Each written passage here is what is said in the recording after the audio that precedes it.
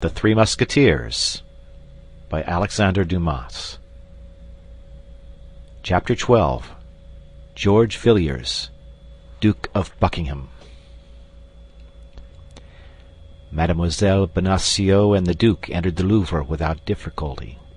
Mademoiselle Bonacieux was known to belong to the Queen. The Duke wore the uniform of the Musketeers of Monsieur de Tréville, who, as we have said, were that evening on guard. Besides, Germain was in the interests of the Queen, and if anything should happen, Mademoiselle Bonacieux would be accused of having introduced her lover into the Louvre. That was all. She took the risk upon herself.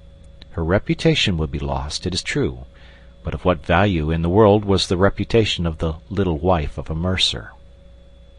Once within the interior of the court, the Duke and the young woman followed the wall for the space of about 25 steps.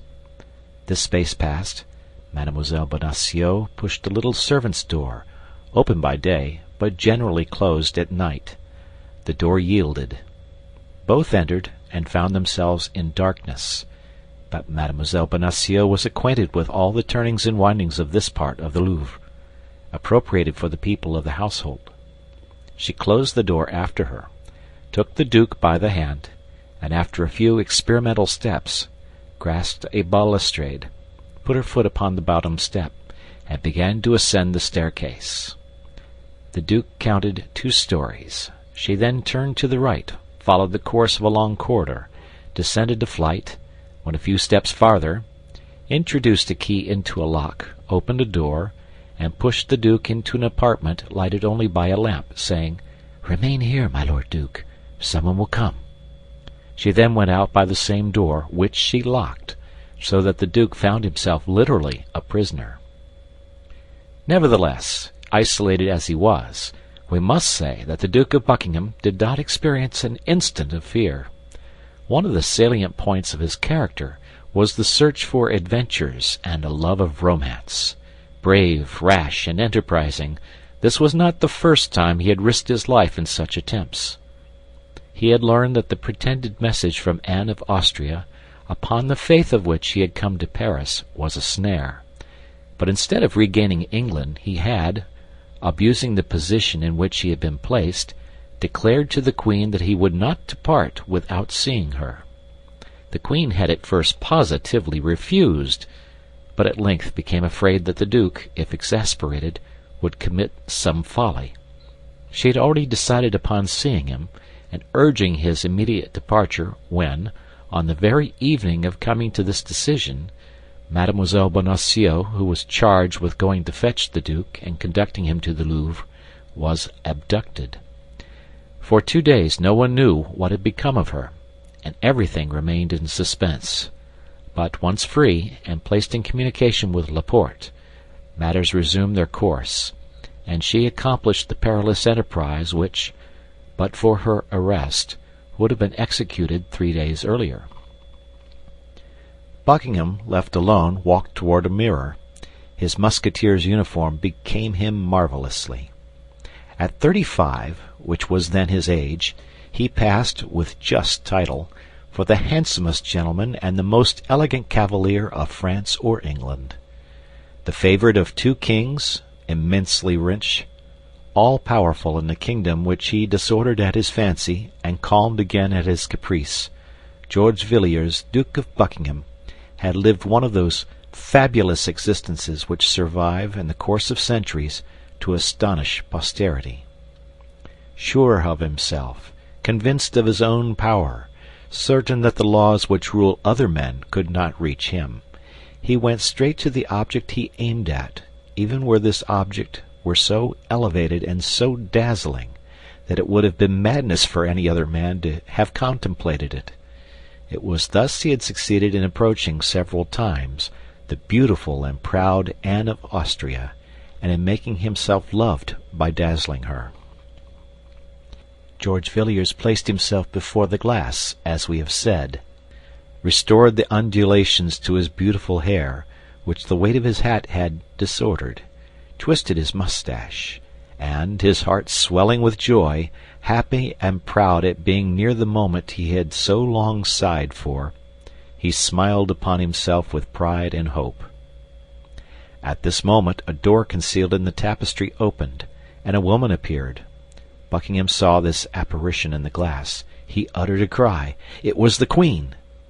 Anne of Austria was then 26 or 27 years of age. That is to say, she was in the full splendor of her beauty. Her carriage was that of a queen or a goddess. Her eyes, which cast the brilliancy of emeralds, were perfectly beautiful, and yet were at the same time full of sweetness and majesty. Her mouth was small and rosy, and although her underlip, like that of all princes of the House of Austria, protruded slightly beyond the other, it was eminently lovely in its smile, but as profoundly disdainful in its contempt. Her skin was admired for its velvety softness. Her hands and arms were of surpassing beauty, all the poets of the time singing them as incomparable. Lastly, her hair, which, from being light in her youth, had become chestnut, and which she wore curled very plainly and with much powder, admirably set off her face, in which the most rigid critic could only have desired a little less rouge, and the most fastidious sculptor a little more fineness in the nose. Buckingham remained for a moment dazzled. Never had Anna of Austria appeared to him so beautiful, amid balls, fêtes, or carousels, as she appeared to him at this moment, dressed in a simple robe of white satin, and accompanied by Donna Estefania, the only one of her Spanish women who had not been driven from her by the jealousy of the king or by the persecutions of Richelieu. Anne of Austria took 2 steps forward. Buckingham threw himself at her feet, and before the queen could prevent him, kissed the hem of her robe. "Duke, you already know that it is not I who caused you to be written to." "Yes, yes, madame, yes, your majesty," cried the duke. "I know that I must have been mad, senseless, to believe that snow would become animated or marble warm. But what then? They who love believe easily in love. Besides, I have lost nothing by this journey because I see you." "Yes," replied Anne, "but you know why, and how I see you. Because, insensible to all my sufferings, you persist in remaining in a city where, by remaining, you run the risk of your life, and make me run the risk of my honor. I see you to tell you that everything separates us, the depths of the sea, the enmity of kingdoms, the sanctity of vows. It is sacrilege to struggle against so many things, my lord. In short, I see you to tell you that we must never see each other again." "Speak on, madam, speak on, queen," said Buckingham. "The sweetness of your voice covers the harshness of your words. You talk of sacrilege. Why, the sacrilege is the separation of 2 hearts formed by God for each other." "My lord," cried the queen, "you forget that I have never said that I love you." "But you have never told me that you did not love me, and truly, to speak such words to me would be, on the part of your majesty, too great an ingratitude. For tell me, where can you find a love like mine? A love which neither time, nor absence, nor despair can extinguish. A love which contents itself with a lost ribbon, a stray look, or a chance word. It is now 3 years, madame, since I saw you for the first time, and during those 3 years I have loved you thus. Shall I tell you each ornament of your toilette? Mark, I see you now. You were seated upon cushions in the Spanish fashion. You wore a robe of green satin, embroidered with gold and silver.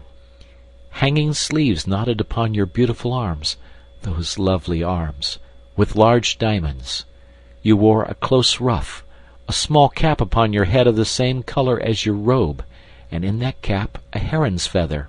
Hold, hold! I shut my eyes, and I can see you as you were then. I open them again, and I see what you are now, 100 times more beautiful." "What folly!" murmured Anne of Austria, who had not the courage to find fault with the duke for having so well preserved her portrait in his heart. What folly to feed a useless passion with such remembrances!"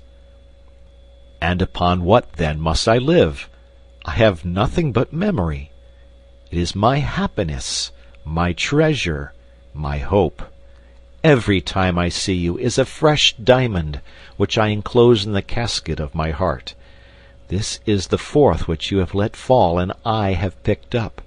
For in 3 years, madame, I have only seen you 4 times. The first, which I have described to you. The second, at the mansion of Madame de Chevreuse. The third, in the gardens of Amiens." "Duke," said the queen, blushing, "never speak of that evening." "Oh, let us speak of it!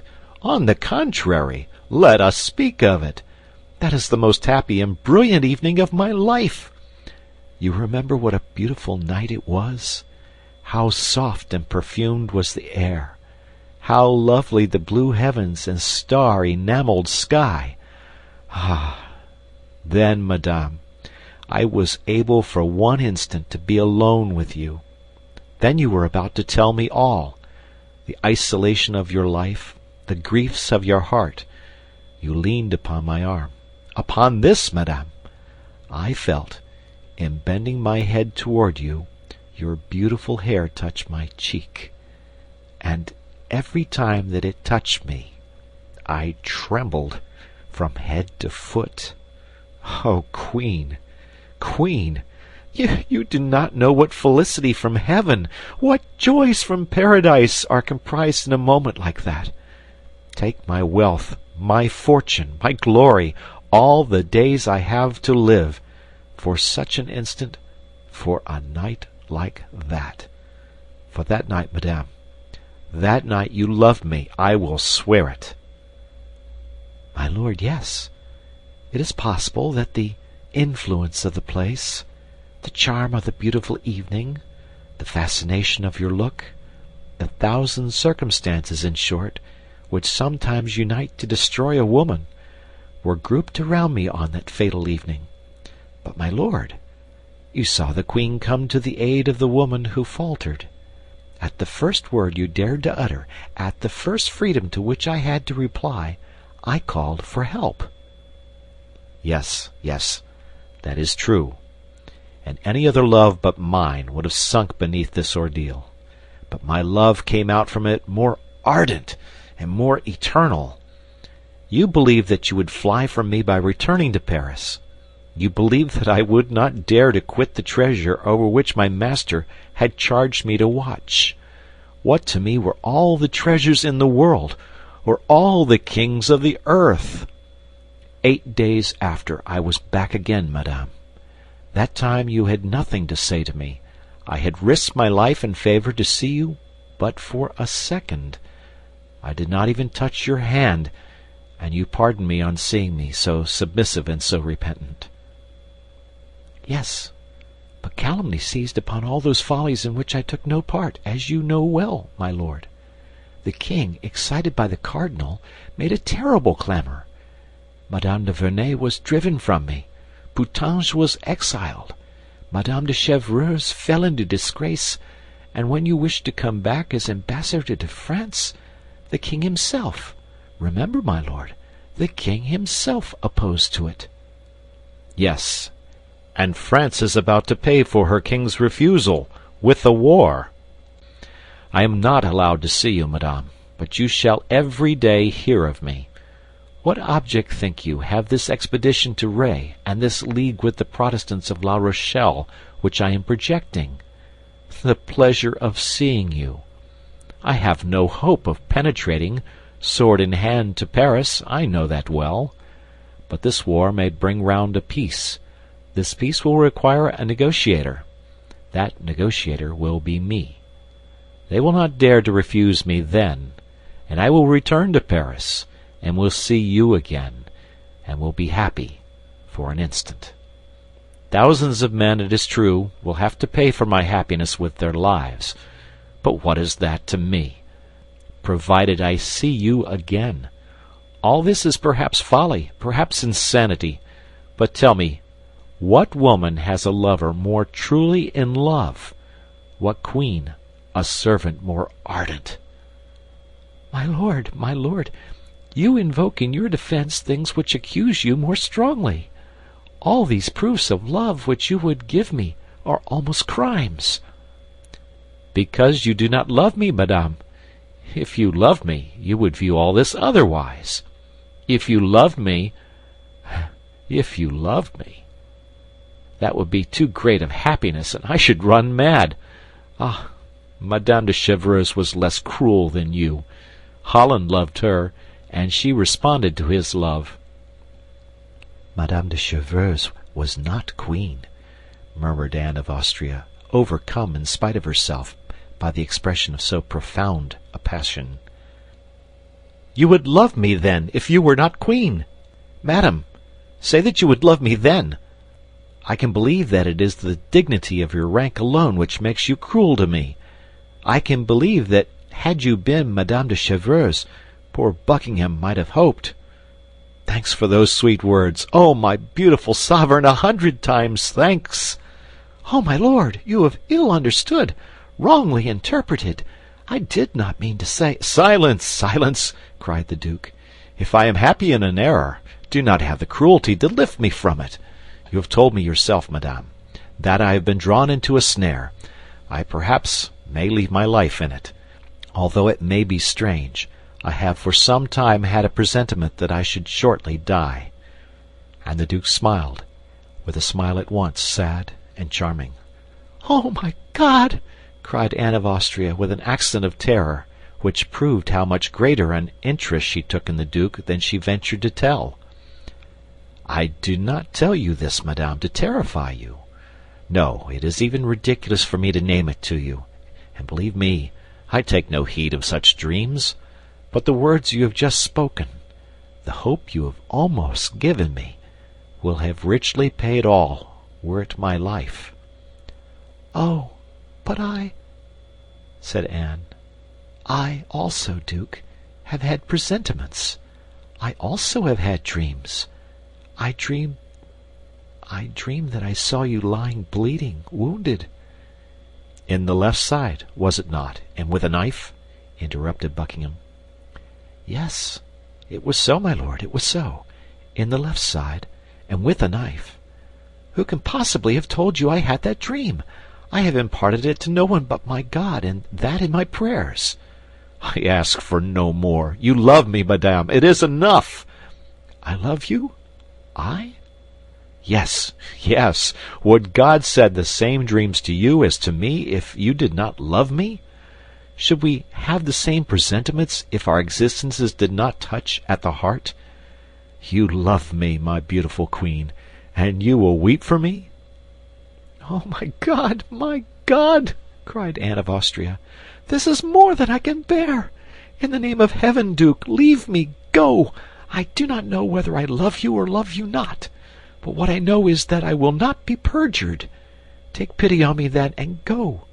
Oh, if you are struck in France, if you die in France, if I could imagine that your love for me was the cause of your death, I could not console myself, I should run mad. Depart, then, depart, I implore you." "Oh, how beautiful you are thus! Oh, how I love you!" said Buckingham. "Go, go, I implore you, and return hereafter. Come back as ambassador, come back as minister, come back surrounded with guards who will defend you, with servants who will watch over you, and then I shall no longer fear for your days, and I shall be happy in seeing you." "Oh, is this true what you say?" "Yes." "Oh, then some pledge of your indulgence, some object which came from you, and may remind me that I have not been dreaming. Something you have worn, and that I may wear in my turn. A ring, a necklace, a chain." "Will you depart if I give you your demand?" "Yes." "This very instant?" "Yes." "You will leave France? You will return to England?" "I will, I swear to you." "Wait, then, wait." Anne of Austria re-entered her apartment, and came out again almost immediately, holding a rosewood casket in her hand, with her cipher encrusted with gold. "Here, my lord, here," said she. Keep this in memory of me." Buckingham took the casket, and fell a second time on his knees. "You have promised me to go," said the queen. "And I keep my word. Your hand, madame, your hand, and I depart." Anne of Austria stretched forth her hand, closing her eyes, and leaning with the other upon Estafania, for she felt that her strength was about to fail her. Buckingham pressed his lips passionately to that beautiful hand, and then, rising, said, "Within 6 months, if I am not dead, I shall have seen you again, madame, even if I have to overturn the world." And faithful to the promise he had made, he rushed out of the apartment. In the corridor he met Mme. Bonacieux, who waited for him, and who, with the same precautions and the same good luck, conducted him out of the Louvre. End of chapter.